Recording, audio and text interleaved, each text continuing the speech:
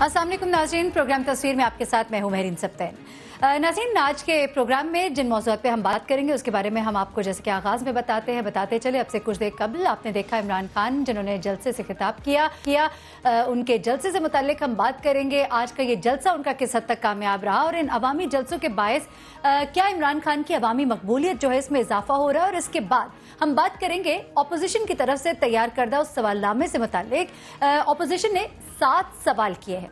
क्या वज़ीर आज़म पार्लियामेंट में इन सवालात का तसल्ली बख्श जवाब दे सकेंगे और जुम्मे के रोज वज़ीर आज़म की पार्लियामेंट में आमद पर अपोजिशन कैसा रवैया अपनाएगी, ये भी हम सवाल करेंगे हमारे पैनल से। सबसे आखिर में हम बात करेंगे कि अपोजिशन के TORs में क्या कानूनी सुकम है और क्या उनके कुछ नुकात जो है वो आइन से मुतसादिम है।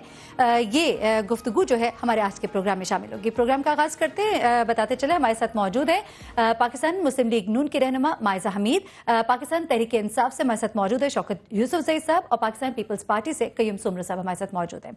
आगाज करते हैं सबसे पहले, अभी तो जैसा कि हमने जलसा देखा, फायजा आपने भी देखा होगा यकीनन, शौकत यूसुफ ज़ई साहब और और कयूम सुमर साहब आपने भी। माइजा ये बताइएगा, ये जलसा जो आज इमरान खान साहब ने किया, पहले तो ये बता दें कितना आपको लगता है कि ये कामयाब जलसा था? लोग तो बहुत बड़ी तादाद में आए। जी, इमरान खान साहब के जलसे उनके मुताबिक बहुत ही कामयाब जलसे होते हैं। मैं समझती हूँ 4,000 कुर्सियों वाला जलसा नहीं होता, जलसी होती है। मैं समझती हूँ कि इन जलसों का मुझे समझ नहीं आ रही कि इन जलसों का काफी ज्यादा लोग थे। झूठ ना बोले ना, थोड़ी सी झूठ बोल रहे हैं। नहीं, मैं तो नहीं बोल, मैंने तो लाहौर में जो हाल देखा है, मीनारे पाकिस्तान से आप एक माल रोड पे आए, अब आगे आपने गंदे नाले पे जाना होगा। आई डोंट नो आपने क्या नंबर है। वो छोड़िए, बनू की बात कीजिए। हमने बनू में मियां साहब का भी जलसा देखा था और इमरान खान साहब का जलसा भी देख रहे हैं। काफी बड़ा जलसा था जो लोग देख चुके दोनों जलसे उनके कंपैरिजन में। प्राइम मिनिस्टर नवाज शरीफ का जलसा जो है वो इससे काफी हद तक बड़ा होता है। उनकी अवाम में पिज़्ज़ाई भी काफी है और वो लोग भी काफी आते हैं। और वो इस तरह जो है वो 4,000 कुर्सी में मुश्तमिल जलसा नहीं होता। या जलसे में जो एक बहुत बड़ी जलसागाह होती है, मीडिया भी दिखा रहा होता है उस वक्त। ये तो सिर्फ 4,000 के ऊपर फोकस करके जो है शो करना चाहते हैं कि बहुत बड़ा जलसा बिठाया हुआ था, उनके लोगों के साथ तो कंपैरिजन ना करें, क्या कहेंगी? इमरान खान साहब जो हैं वो नाकाम हो चुके हैं एक मोमेंटम बिल्ड करने की जो कोशिश कर रहे थे, ताकि जो है वो अपने जो है जुर्म से जो है वो मुस्तफ़ी हो सकें। और वो इस तरह कर रहे हैं कि ये जलसों के पीछे और कंटेनरों के पीछे छुपना बंद कर दें, पार्लियामेंट में आए, पार्लियामेंट में आके जुडिशल कमीशन के सामने आपको लगता है एक शानदार जलसा इमरान खान साहब जैसा कि चाहते थे कर पाए हैं? और वो जो भी आपने देखे कुछ मनाजिर, बदनज़मी हमेशा की तरह, ऐसे तो खवातीन भी नहीं थी लेकिन लोग जिस तरह से गिर रहे थे, जो बदनज़मी देखने में आई, ऐसा क्यों है आप लोग के जलसों में? क्यों इंतजामात इस तरह नहीं होते? हर दफा कोई ना कोई वाकया जरूर पेश आता है, क्या वजह है? देखिए, पहली बात तो ये कि आपको पता है कि जलसों में लोग बहुत ज़्यादा होते हैं। जब ज़्यादा लोग होते हैं तो वहाँ बदनस्बी आपको खामखा नजर आएगी और हर आदमी ख्वाहिश रखता है कि इमरान खान को करीब से देखे। अपने जलसों में औरतों को नहीं संभाल सके, वहाँ पे भगदड़ हो जाती है, लोग जख्मी हो जाते हैं। एक मिनट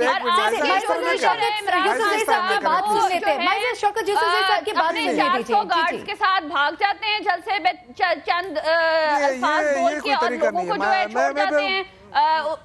उनको बात करने दीजिए प्लीज, डायरेक्ट ना होइए, उनको बात कर लेने दे पहले। जी शौकत यूसुफ ज़ई साहब, बात मुकम्मल कीजिएगा।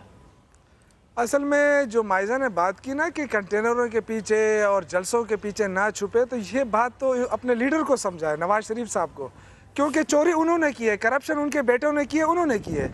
लोग उनसे सवाल पूछ रहे हैं कि नवाज शरीफ साहब आप बताएं कि आपके बच्चों ने ये पैसा कहाँ से लाया? ये जो आप कहते हैं कि इतने बड़े बड़े एसेट्स बने, ये ट्रांजैक्शन कहाँ से हुई? ये पेड बनी है कि नहीं वैसे ही कहीं इधर उधर से मार के जो इसाक डार ने कहा है कि मनी लॉन्ड्रिंग की है, ये वो मनी लॉन्ड्रिंग के पैसे?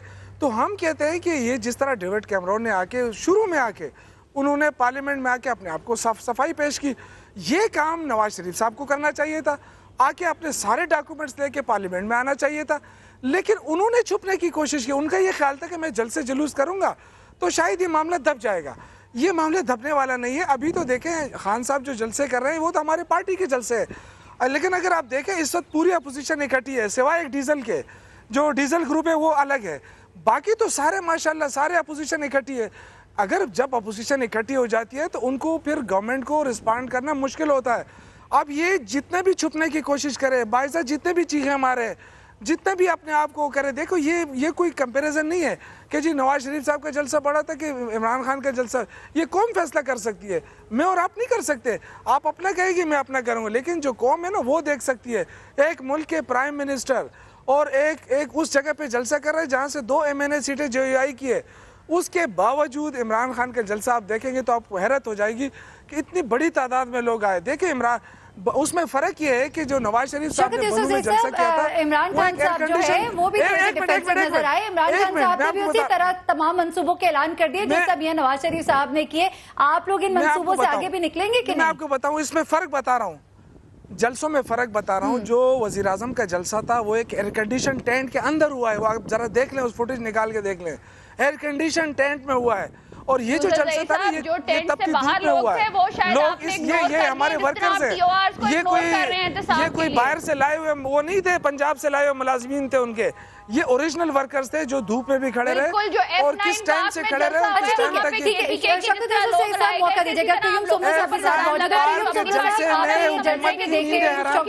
तक कह रहे हैं कि ऑपोजिशन हमारे साथ खड़ी हुई है, लेकिन कहीं कहीं कुछ ऐसा लगने लगता है कि खुर्शीद शाह साहब जो है वो राजी होते जा रहे हैं। ये भी कहा जा रहा है कि बैकडोर कुछ इस वक्त बातें हो रही है, खुर्शीद शाह साहब के साथ मुलाकात भी हुई है शायद इसाक डार साहब की और दीगर लोगों की, और कुछ कहा गया उन्हें कि जब वजीर आजम साहब आएंगे पार्लियामेंट में तो हाथ जरा सा हौला रखा जाए। ऐसी कुछ बातें हैं, कुछ इत्तलात है या ऑपोजिशन सारी एक ही पेज पर है? बिस्मिल्लाहिर्रहमानिर्रहीम।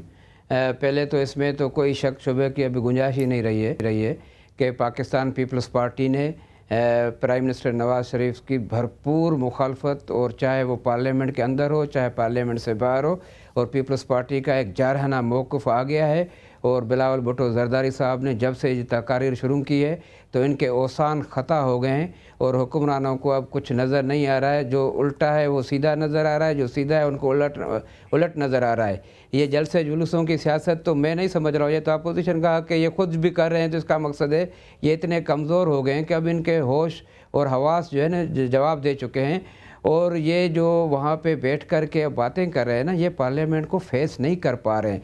पार्लियामेंट जो इनका असली जो है एक हिफाजत गाह था, जो एक्चुअल टैंक था, जिसको इन्होंने अब पार्लियामेंट को जो है बड़ा भला कहना शुरू कर दिया है, पार्लियामेंट की अफादियत को ये इन्होंने कम कर दिया है, पार्लियामेंट की ये ख़ुद जो है बेतौकीरी कर रहे हैं। तो ऐसे लग रहा है कि जैसे नवाज शरीफ साहब प्राइम मिनिस्टर ऑफ पाकिस्तान और PMLN को ये मालूम हो गया है कि अब हमारी जो है यहाँ पे ज़्यादा दिन हम नहीं टिक सकते हैं, क्योंकि चेयरमैन बिलावल भुट्टो ज़रदारी ने जब तकारीरें शुरू की तो इनकी नींदें उड़ गई हैं। पहले तो ये मजाक समझते थे, 2 साल से 3 साल से वो समझ रहे थे कि इमरान खान क्या इनका बिगाड़ेगा। बाकी उस वक्त इमरान खान इनका कुछ नहीं बिगाड़ पा रहा था, अपोजिशन एक पेज पे नहीं थी। अब अपोजिशन एक पेज पे हो गई है और तमाम तर अपोजिशन की पार्टियों ने ये तय किया हुआ है कि प्राइम मिनिस्टर नवाज शरीफ साहब के बेटों की करप्शन को पाकिस्तान तहरीक इंसाफ एक पेज पर है, लेकिन जब हम अपोजिशन लीडर को सुनते हैं तो काफी उनका रवैया जो है वो मोहतात सा है, काफी फ्लेक्सिबिलिटी उनके रवैये में दिखाई देती है। ब्रेक पे हम जा रहे हैं, ब्रेक से हम वापस आते हैं तो माइजा आपसे करना है कि वज़ीर आज़म साहब जो कि मोस्ट प्रोबेबली अब जुम्मे को आएंगे पार्लियामेंट के सामने, और जैसे कि कुय्युम सुमरो साहब ने कहा कि पार्लियामेंट जो कि वो इदारा है जहां पे उसको आना चाहिए, वज़ीर आज़म साहब को जहां पे आना चाहिए वहां पर क्यों नहीं आकर जवाब दे रहे, क्यों उन्हें जलसे जुलूसों में जाने की जरूरत पड़ रही है? क्या इन 7 सवालों का जवाब दे पाएंगे वज़ीर आज़म साहब पार्लियामेंट में पेश होकर? ये सवाल करेंगे आपसे, लेकिन एक ब्रेक के बाद।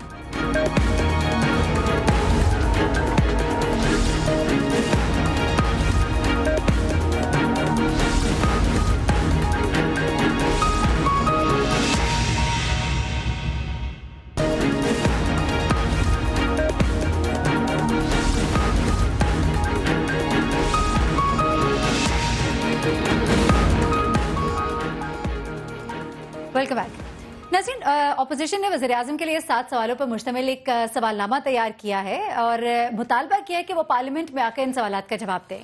अब वज़ीर आज़म की सहूलत के लिए ऑपोजिशन ने ये सवालनामा पहले ही आउट कर दिया है ताकि वो पूरी तैयारी के साथ पार्लियामेंट में आए। चलिए, ये काम भी आसान हो गया, इन सवालों का जवाब दें। वज़ीर आज़म साहब जो है वो जुम्मे के रोज अब कहा गया है कि पार्लियामेंट के इजलास में शिरकत करेंगे। अब देखना यह है कि ऑपोजिशन जमात पार्लियामेंट में वज़ीर आज़म के साथ सलूक क्या करती है? क्या अपोजिशन जमातें तहम्मुल के साथ वज़ीर आज़म को वजाहत का मौका देंगी या फिर उनके साथ वैसा ही सलूक किया जाएगा जो धरने के दौरान पार्लियामेंट के इजलास में पीपल्स पार्टी के रहनुमा एतजाज अहसन ने किया था? अपोजिशन वज़ीर आज़म को किस हद तक टफ टाइम दे सकती है? और दूसरी अहम बात जिस पर हम गुफ्तगू करेंगे वो ये कि क्या वज़ीर आज़म अपोजिशन के सवालात के तसल्ली बख्श जवाबात भी दे सकेंगे कि नहीं?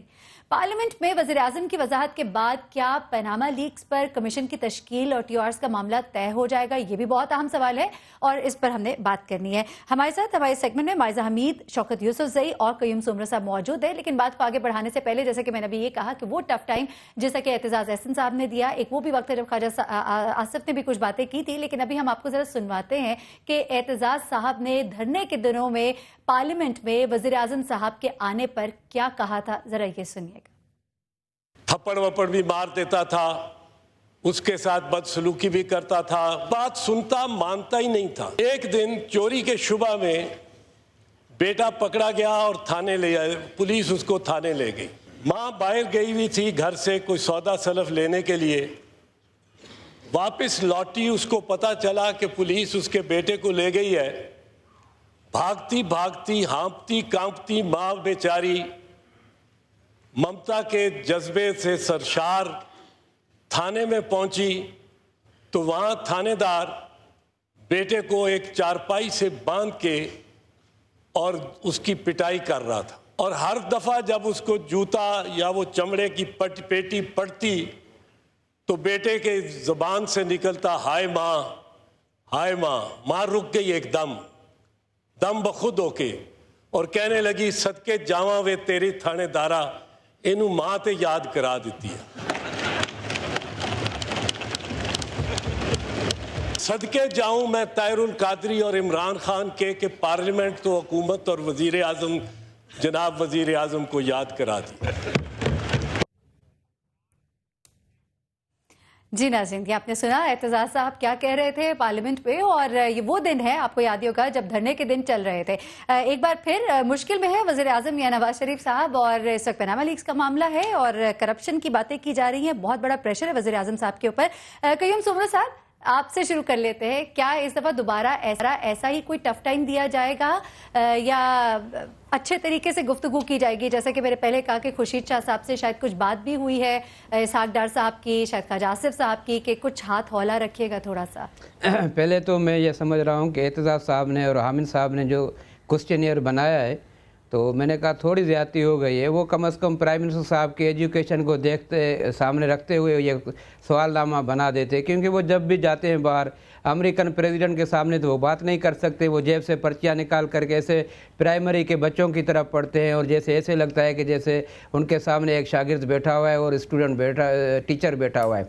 तो बहरहाल प्राइम मिनिस्टर साहब की तालीम के मुताबिक अगर सवाल होते तो शायद वो जवाब भी दे देता, लेकिन ये जो है इतने बड़े लॉयर्स दोनों जो हैं वो बहुत बड़े जो है बैरिस्टर हैं, उनके सवालों का जवाब मैं नहीं समझ रहा हूँ कि प्राइम मिनिस्टर साहब के पास होंगे। और मैं ये दावा से कह रहा हूँ कि उनमें से क्या किया जाएगा, पहले इसका जवाब दे दे, सवालों की तरफ तो हम आते हैं ना। जरा ये बताइए किस तरह का एटीट्यूड रखा जाएगा, क्या इसी तरह से गुफ्तगू की जाएगी? जरा अच्छे नहीं, मैं समझ रहा हूँ कि सुलूक नहीं तहम्मुल से सुनना चाहिए, वैसे ये बात नहीं होनी चाहिए। पार्लियामेंट में प्राइम मिनिस्टर को आना चाहिए और उसके सामने जवाबदेह होना चाहिए, सुलूक भी एज अ पार्लियामेंट्रियन जो है अच्छा रखना चाहिए। लेकिन मुझे जो तरस आ रहा है कि वो प्राइम मिनिस्टर साहब के ऊपर आ रहा है कि वो एक सवाल का भी जवाब नहीं दे पाएंगे, क्योंकि वो समझ रहे हैं कि एक जिनके ऊपर इतने बड़े इल्ज़ामात उसके ख़ानदान के ऊपर लग चुके हैं और जो उन्होंने कन्फेस किया है एडमिशन के बाद, अब इनके पास क्या रह जाएगा? क्या हसन नवाज साहब के जवाब का इनकार करेंगे? तो उसने तीन कंपनियों जो है वो नहीं बनाई।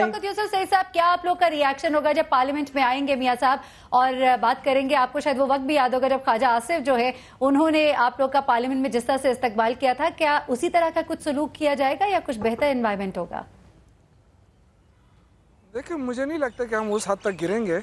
पार्लियामेंट में आना वज़ीर आज़म का हक है, लेकिन गिरेंगे जरूर। लेकिन सिर्फ तकरीर ना करें, तकरीर करने के लिए ना आए, ठीक है, अपने पूरे डॉक्यूमेंट्स के साथ आए और कौम को मुतमईन करें। पार्लियामेंट को मुतमईन किया तो कौम मुतमईन हो जाएगी। अपने पूरे डॉक्यूमेंट्स के साथ आ जाए, रख दे सबके सामने कि भाई ये पैसा था, ये हमने इक्विटी थी, ये सारा जो कैपिटल जो सरमाया था वो यहाँ से भेजा गया, इतना पैसा भेजा गया, ये सारे डॉक्यूमेंट्स प्रोवाइड कर दे तो जान छूट जाएगी, वरना मुझे लगता है कि फिर सारा मामला लपेट जाएगा। ये इतना आसान नहीं है कि वो समझते हैं कि आपको क्या लगता है ऑपोजिशन को मुतमईन कर पाएंगे? वो जो सवालनामा दिया गया आपको भी शायद मिला होगा, आपने भी पढ़ा होगा, मुतमईन कर पाएंगे? मेरी बात, पहली बात तो ये है कि ऑपोजिशन मुझे तो सियासत कर रही है। आप मुझसे पूछ रहे हैं, मुझे बात कर लें दे। देखें, सियासत इसलिए हो रही है कि पनामा पेपर्स जब प्राइम मिनिस्टर की बात करते हैं तो जिस जो पार्टी प्राइम मिनिस्टर की तनकीद करती है, पहले तो उनको अपने अंदर झांकना चाहिए। जो करप्शन के केसेस इनके अपने हैं, लोन डिफॉल्ट के केसेस हैं, EOBI का स्कैंडल है और हज स्कैंडल है, इस तरह के जो स्कैंडल्स हैं, और इन मिनिस्टर खुद जा चुके हैं करप्शन के केसेस पे घर, 2 प्राइम मिनिस्टर। मैं समझती हूँ कि इनको अपने अंदर झांक लेना चाहिए।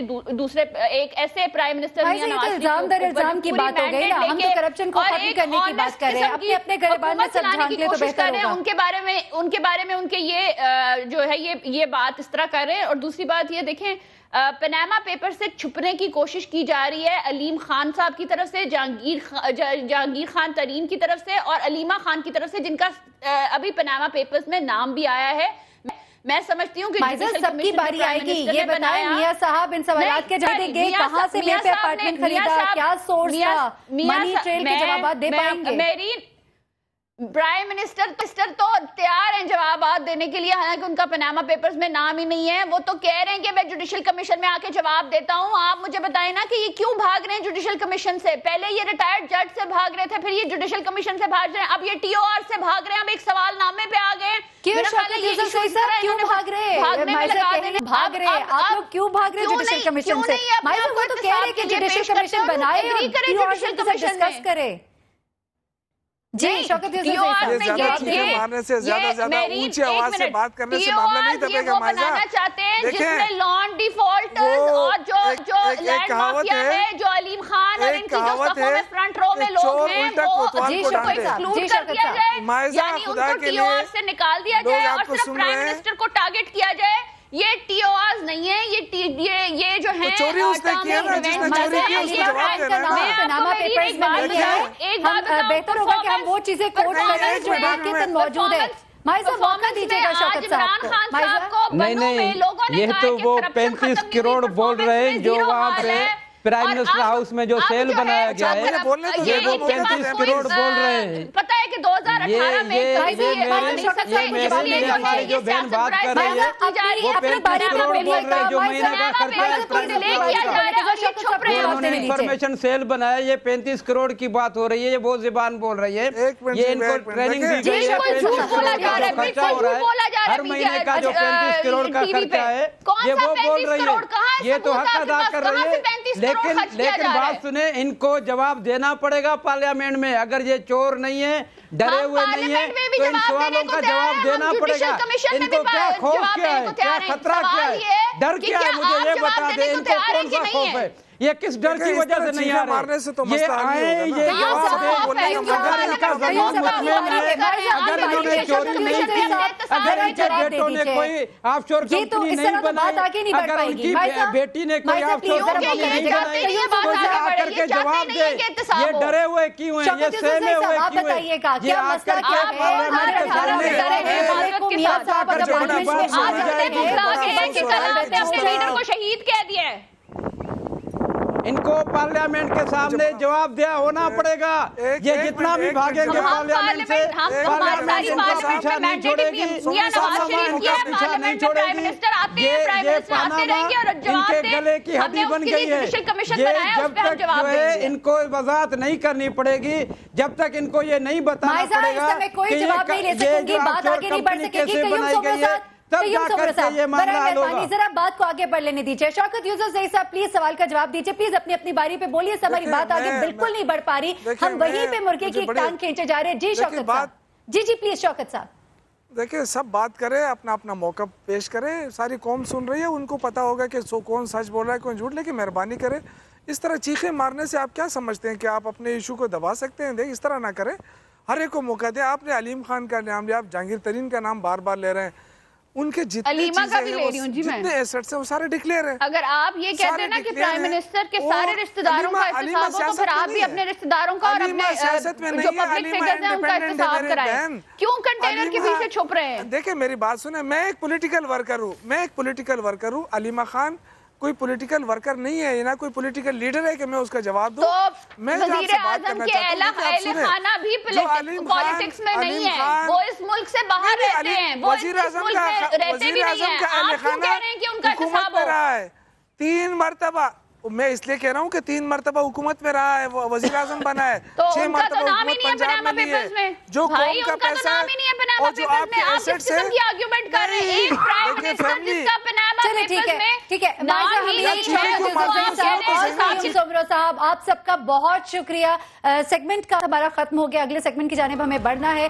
हमें इंतजार है जुम्मे के दिन का, जब कहा जा रहा है कि वज़ीर आज़म साहब पार्लियामेंट में फाइनली आ ही जाएंगे, और जब आएंगे तो शायद उन सवालात के जवाब भी देंगे। लेकिन कुछ सवालात ये सुनने में आ रहे हैं कि नून लीग की जानिब से भी तैयार किए जा रहे हैं, तो देखते हैं कि क्या सवालात दर सवालात का एक सिलसिला शुरू हो जाएगा, या बात जो है वो आगे भी बढ़ेगी, या इसी गुफ्तगू की तरह के यहीं पे रुक जाएगी, उसी बहस मुबाहिसे में दबके रह जाएगी। ब्रेक लेते हैं, ब्रेक के बाद जब वापस आएंगे तो हमने बात करनी है कि जो ऑपोजिशन के TORs है, इनके हवाले से कहा है सैयद अली जफर साहब ने, प्रेसिडेंट है सुप्रीम कोर्ट बार एसोसिएशन के, इन TORs में जो कि ऑपोजिशन की जानिब से तैयार किए गए बहुत से सुकम मौजूद है, जिसे एक्सेप्ट ही शायद नहीं किया जाएगा जुडिशियल कमीशन की जानिब से। ये क्या मामला है, जरा इस पर हम बात करेंगे एक ब्रेक के बाद। हमारे साथ रहिए।